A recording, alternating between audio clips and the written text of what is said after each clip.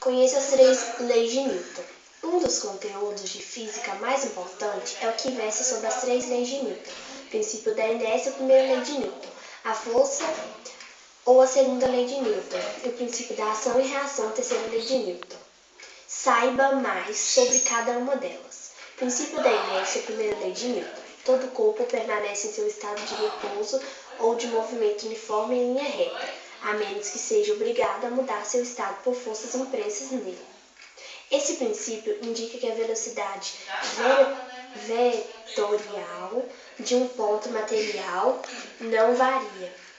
Se o ponto estiver em repouso, permanecer em repouso, e se estiver em movimento, permanecer com velocidade constante, realizando movimento retilíneo uniforme. Na prática, não é possível obter um ponto material livre da ação de forças. No entanto, se o ponto material estiver sujeito a nenhuma força que atue sobre ele, ele estará em repouso ou descreverá movimento retilíneo uniforme. A existência de forças não equilibradas produz variação da velocidade do ponto material. A tendência que um corpo possui de permanecer em repouso ou em movimento retilíneo e uniforme quando livre da ação de forças ou sujeito a forças cuja resultante é nula é interpretada como uma propriedade que os corpos possuem denominada inércia. Quando maior a massa de um corpo, maior sua inércia. Isto é, maior sua tendência de permanecer em repouso ou uniforme retilíneo e uniforme. Portanto, a massa é constante, característica do corpo que mede a sua inércia. Um corpo em repouso possui inércia a permanecer em repouso.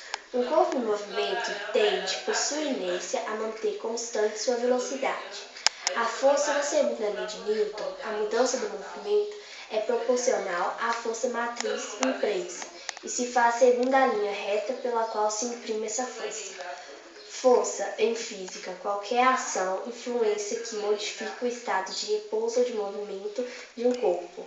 A força é um vetor, o que significa que tem modo, direção e sentido. Quando várias forças atuam sobre um corpo, eles se somam vetorialmente para dar lugar a uma força total ou resultante. No Sistema Internacional de Unidades, a força é medida em newtons ou newton. É a força que proporciona a um objeto de 1000 gramas de massa ou aceleração de 1 metro por segundo quadrado. Exemplo: os carros podem aumentar e diminuir suas velocidades graças à ação de forças aplicadas pelo motor e pelo freio, respectivamente.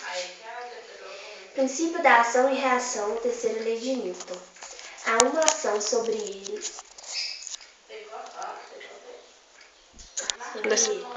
opõe uma reação igual, ou seja, as ações de dois corpos, um sobre o outro, são sempre iguais e se dirigem às partes contrárias. Sempre que dois corpos qualquer interagem, A e B interagem, as forças exercidas são muitas. Tanto A exerce força em B, como B exerce força em A. A interação entre corpos é reagida pelo princípio de ação e reação, proposto por Newton. Toda vez que um corpo A exerce uma força Φ em um corpo B, este também exerce uma força FB, tal que estas forças têm mesma intensidade, tá em mesma direção, têm sentidos opostos, têm a mesma natureza. As chamadas forças de ação e reação não se equilibram, pois estão aplicadas em corpos diferentes. Exemplo: para se deslocar ou nadar, empurrando a água para trás, e estar por sua vez ou empurra para frente. Note que as forças do par, ação e reação, têm as características apresentadas anteriormente. Da primeira lei de Newton, princípio da inércia. Um objeto que está em movimento tem de ficar em movimento. Um objeto que está em repouso tem de ficar em repouso. Os objetos utilizados nessa experiência são 3 copos com água, 3 tampinhas, folha chamex e 3 ovos. Isso. A gente vai puxar rapidamente a folha e os copos vão continuar parados, permanecendo em repouso. Agora a gente vai colocar uma folha e 3 tampinhas e 3 ovos e vamos puxar a folha rapidamente.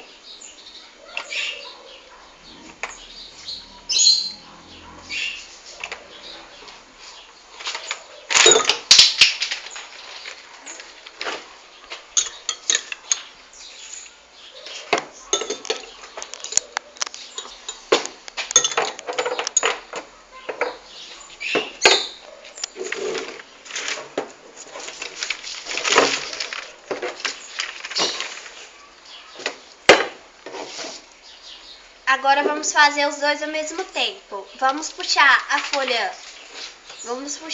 folha de cima e a de baixo para os ovos caírem.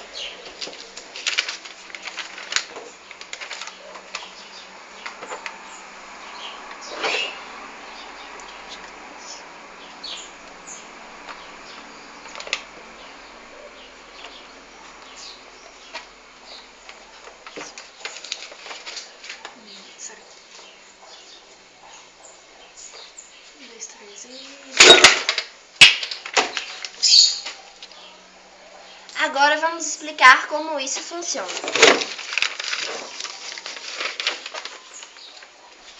Nós temos um corpo, sobre ele age um peso exercido pela Terra, que também age sobre ele uma força normal, que está na mesa em contato com o corpo. E essas duas forças se anulam. Ou seja, você tem o efetor da força normal, você tem o efetor da força peso. Mas a força normal que é igual a zero.